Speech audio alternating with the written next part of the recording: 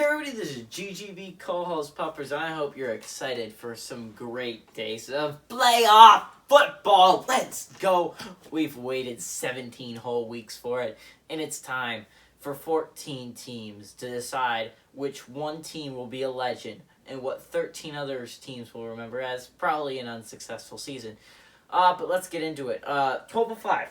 We have the number 7 seeded Colts playing the number 2 Bills at home, and now I understand a lot of Colts fans out there saying, hey, GGB, you smart rascal, why aren't you picking the Colts to win this game? And I say to those people, because the Bills and Josh Allen don't seem like they can be stopped. I think they're my team to win the AFC. Now, I'm a little bit worried about Patrick Mahomes and the Chiefies, but the fact is, right now, Josh Allen's playing at MVP level. I understand Aaron Rodgers is probably going to get it. To be honest, I probably would take Josh Allen at this point over Aaron Rodgers. I would, but I don't know.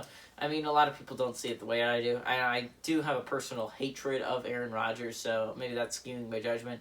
But I love the Buffalo Bills and what they're doing this year. Josh Allen is actually playing at a very high level. Everyone expected them to be like, he's okay, and kind of, I don't know, they kind of expected him to be bad this year. He is not bad at all. I understand they might be missing Stephon Diggs and Cole Beasley for that game, and I say that I'm still not going to pick against them.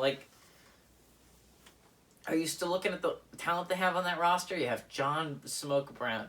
You have Gabriel Davis. You have Tyler Knox. You have Isaiah McKenzie. These are all solid players. And, players that I would be scared to play. Not to mention that you could probably...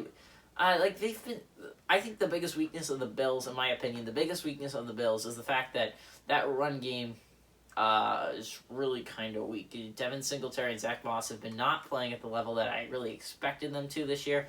I thought Zach Moss was a very good rookie. He was easily in my top 10 running backs. I think he was 6, but I'm not positive on my running back list. He's had an underwhelming season, to be honest. So did Devin Singletary, though. I think it's that they went away from the run and went more to the pass. But it's also interesting. I don't know. The biggest weakness, in my opinion, for the Colts is if you look at it, it's probably the passing game. The passing defense hasn't been great over the past few weeks. Ben Roethlisberger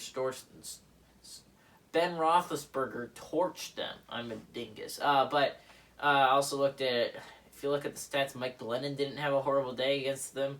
And the fact is, Mike Glennon should have a horrible day against any defense. Any single one in the NFL, especially not a playoff team, should be letting Mike Glennon throw for a decent amount of yardage against them.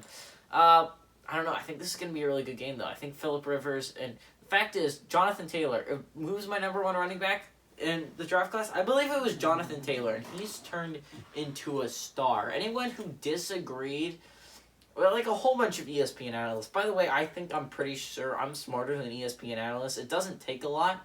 It just takes to not be SEC biased and look at all these players, just at their stats in college, look at how they play in college, and you can determine who is great and who is not as good.